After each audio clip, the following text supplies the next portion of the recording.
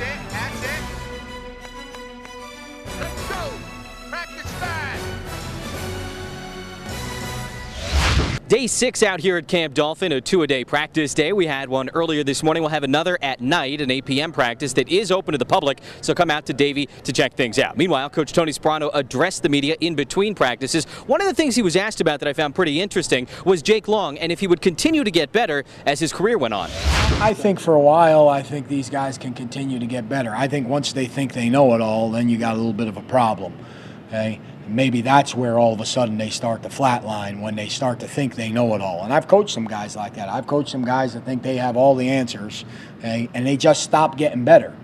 You know, I don't know that that's going to happen with this guy. I just, in other words, if I were a betting man right now, which I am not, okay, but if I were, I would lay a lot of money that this guy doesn't approach things that way. He just doesn't do it. You know, and he's the kind of guy that is pretty curious and diligent about wanting to get better in every way possible. I mean, one of these guys that comes in the morning and is asking the questions of, you know, how do I get better? What do I need to do? High praise for one of his offensive linemen. As for a defensive player, the coach was asked about Koa Misi and if his presence at the Senior Bowl helped this team select him in the draft.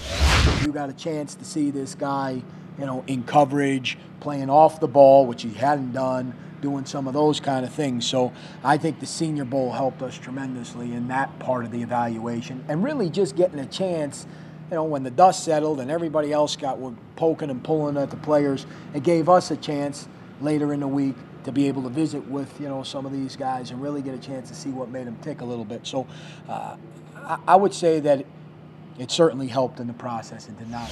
And finally, with the nighttime practice tonight and another coming up Monday night at Sun Life Stadium, the coach talked about the benefits of having nighttime practices. A little bit of rest before this evening. I hope to have more energy, get them out of the sun a little bit. And then, you know, tomorrow their day really won't start until 10:30. So, you know, we move practice back to 3 o'clock tomorrow, but 10:30 is when their day starts, so they get a chance to sleep in a little bit tonight. So this is all part of, you know, trying to not make it, you know, every day Groundhog Day around here.